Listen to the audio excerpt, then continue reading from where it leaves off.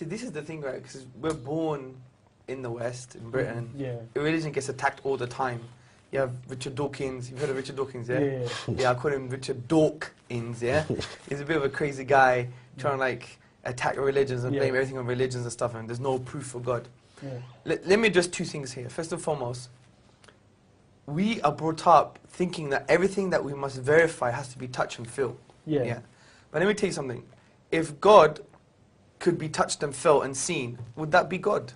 No, what you mean. Would that be It God? wouldn't really be a test of belief, would it? Because you would know. It's not even just a belief, because God actually says there's good reasons to believe in Him. For example, look, do you believe you had a great grandma? No.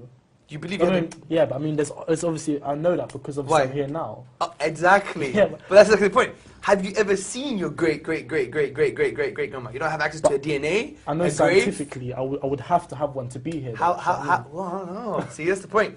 Using the terminology here, scientifically, you have no clue. You have no clue. Scientifically, you're just dumb on this position. Or we're dumb on this position, because what does science say? Science say we can only verify the physical world and things that we can touch and feel. This is a non-verifiable thing. Yeah. The only way you know you got a great grandma is because you're here. You've made a logical, rational decision, not based on the physical world, based on necessity. If it's necessary your great grandmother existed in order for you to be here. You can't see her, but if someone says she never existed, you say, get lost, man, you're crazy. Do you see my point? Yeah. So the point is, we don't need physical evidence all the time to come to conclusions. Exactly the same thing with God. As you said, cause and effect, creator and created. Let's put it this way. Everything in the universe, dude, that begins to exist, okay, if I just popped like this, here I am, I just popped into existence, has a cause. You know it must have came from somewhere. Everything that begins, that starts to exist, always has a cause. Number two, the universe, without a shadow of a doubt now, began to exist. Based on philosophy, mathematics, Big Bang. You know about the Big Bang, yeah? Yeah, well, yeah. It's not that thing after too many curries, right? Yeah, the Big Bang, okay? So from all this, we know the universe began to exist. So what logically follows? Therefore, the universe has a cause. So we just say, right, without a doubt, we know the universe has a cause. What is the nature of this cause? Well, if you create the universe, it can't be part of the universe. Because if it's part of the universe, then that would mean the universe existed and didn't exist at the same time. Does that make sense? No. That's just crazy. Can Abu Bakr exist and not exist at the same time? Don't make no Although sense. we may want him not to exist, because he talks a lot, yeah. Yeah, I'm only kidding. So there's that. It must be one, because they're knocking on the door. We don't assume there's Manchester United football team behind the door, right? We say it's one person, isn't it? Yeah?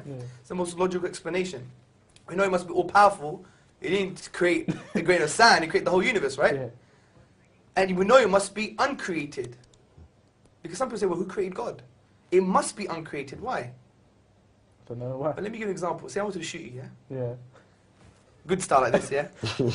Yeah? Hackney style. But before I could shoot, I have to ask Abu Bakr for permission. Abu Bakr, can I shoot the geezer? He says, wait, I need to ask someone behind me to shoot. And that guy has to ask permission too. If that goes on forever, could I shoot you? No. Impossible. Exactly the same thing with the universe. The question of saying who created God is equivalent of saying there is no creation. Because you need a final point. Because if it went on forever, we would never have creation in the first place. So look what we've just done, just very simply.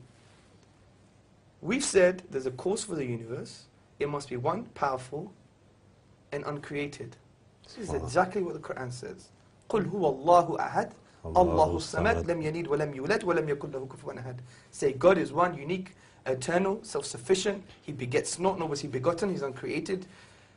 And there is nothing like him. He's immaterial. He's outside of the universe. Yeah. So just using our aql in Islam is our intellect. Reflection, as the Quran always tells us to reflect. He uses the word يَتَفَكَّرُونَ, for those who reflect. Because the Quran is for reflecting human beings. So we come to the conclusion that there must be a God. For me, I think that's irrefutable evidence there. Yeah. We could even go slowly through it again. Because they were very basic concepts, weren't they? Yeah. So there's evidence for it. Yeah, there's evidence for it. And then what I would say now is God an absentee landlord? He just give you the keys and will go away. No. How could we apply something to God that we never apply to ourselves? I've got a BlackBerry, right? What came with my BlackBerry? A manual came with my BlackBerry. Yeah. Human beings made this, No. and they made the manual. No. So we make manual for things. We're saying God wouldn't give us guidance. We're actually being saying lesser for the being that created the whole universe. SubhanAllah. We must be chiefs if we think that, man. We must be crazy. So the point is, it only makes sense that he gave us revelation. Now the question is, what is the revelation? That's a profound point we need to be talking about. Sorry to cut you there, because we've got a few callers, inshallah ta'ala. Assalamu alaikum wa rahmatullah. Wa alaikum salam. My name is Ikra and I'm calling from London. MashaAllah. MashaAllah, Hamza, you're an inspiration for us all, and I have a question for Brother Gregory. Your general views on the way things are very Islamic, which is really impressive, as you believe in one God and your views on the hijab, etc. And I'm just intrigued to ask you, what is holding you back from being a Muslim? And do you see yourself as being one? Right, cool. I'm not ignorant to the idea. I mean, I'm slowly learning. I'm not going to lie, I don't know a lot about the religion.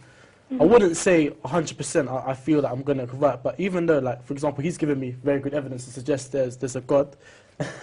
But sometimes you have to believe something 100%. Just to be sure, man. I'm quite doubtful about anything. I'm so indecisive about everything. I go in the shop, I don't know what to buy.